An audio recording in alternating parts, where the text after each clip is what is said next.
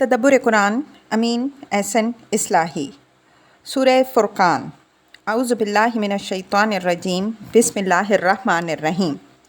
سورتوں کے چوتھے گروپ پر ایک اجمالی نظر۔ سورہ فرقان سے سورتوں کا چوتھا گروپ شروع ہو رہا ہے۔ اس میں 8 سورتیں فرقان، شعراء، نمل، قصص، عنکبوت، روم، لقمان، سجدہ مکی ہیں۔ آخر میں صرف ایک سورہ احزاب مدنی ہے۔ سورتوں کے جوڑے جوڑے ہونے کا اصول دوسرے گروپوں کی طرح اس میں بھی مرئی ہے، البتہ سورہ احزاب کی حیثیت خلاصہ یا سورہ نور کی طرح تکملہ و تتمہ کی ہے۔ اسلامی دعوت کے تمام ادوار، دعوت، ہجرت، جہاد اور تمام بنیادی مطالب، توحید، رسالت، معاد اس میں بھی زیر بحث آئے ہیں، البتہ اسلوب، انداز اور مواد استدلال دوسرے گروپوں سے اس میں فی الجملہ مختلف نظر آئے گا۔ اس گروپ کا جامع عمود اثبات رسالت ہے۔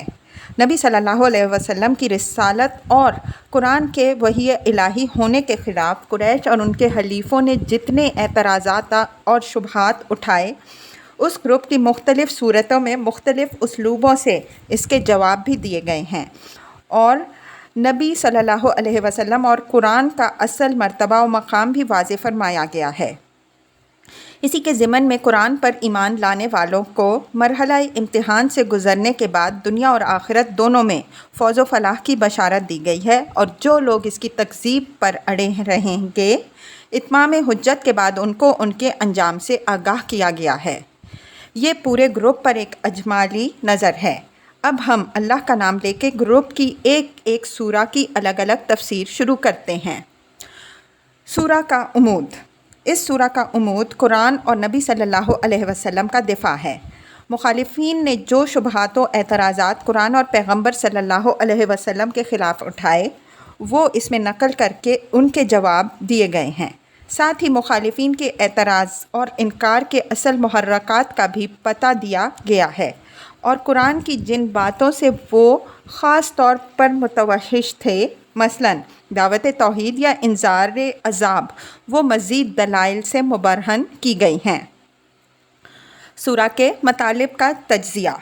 سورہ کے مطالب کا تجزیہ یہ ہے: آیات 1 تا 9۔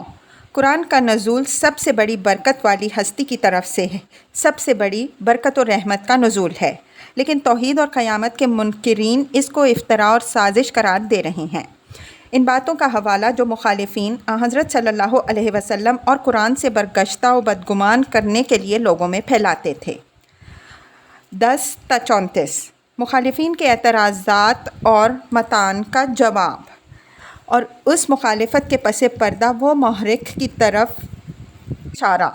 پیغمبر صلی اللہ علیہ وسلم اور مومنین کو صبر و استقامت کی تلقین اور تکذیب کرنے والوں کے انجام بد کا بیان۔ 35 تا 44۔ رسولوں اور ان کے مکذبین کی تاریخ کی طرف ایک اجمالی اشارہ، جس سے مقصود نبی صلی اللہ علیہ وسلم اور آپ صلی اللہ علیہ وسلم کے صحابہ رضی اللہ عنہم اجمعین کو صبر و استقامت کی تلقین ہے کہ جو لوگ اس کتاب کی تکذیب کر رہے ہیں، یہ نہ خیال کریں کہ یہ سننے سمجھنے والے لوگ ہیں، یہ چوپایوں سے بھی زیادہ لا یعقل اور اپنی خواہشوں کے غلام ہیں۔ تمہارا کام صرف یہ ہے کہ تم ان پر حجت تمام کر دو، یہ اسی راہ پر چلیں گے جس پر چل رہے ہیں، اور اسی انجام سے دوچار ہوں گے جو ان کے لیے مقدر ہے۔ تم اپنے فرض کی ادائیگی کے ذمہ دار ہو، ان کے رخ موڑ دینے کی ذمہ داری تم پر نہیں ہے۔ 45 تا 60۔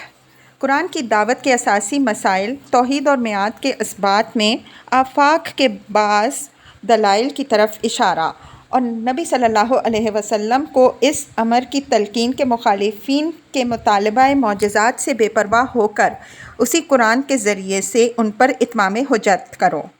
اس قرآن کو گوں نہ گوں اسالیب سے وہ ساری باتیں واضح کر دی گئی ہیں جن کا واضح ہونا اتمام حجت کے نقطۂ نظر سے ضروری ہے۔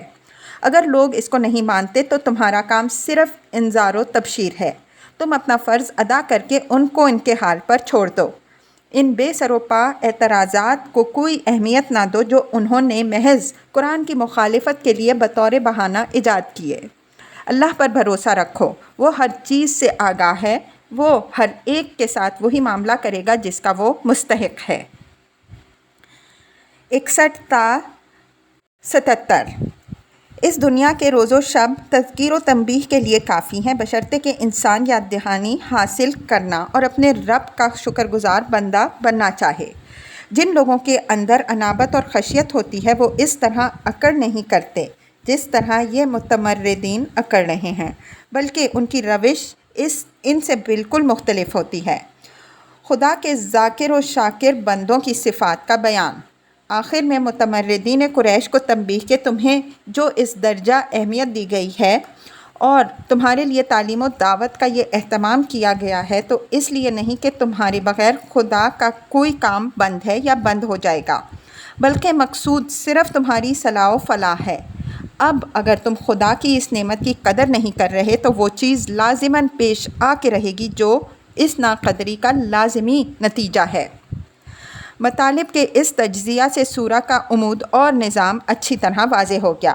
اب ہم اللہ کا نام لے کر سورہ کی تفسیر شروع کرتے ہیں۔ اللہ الموفق للخیر وازداد۔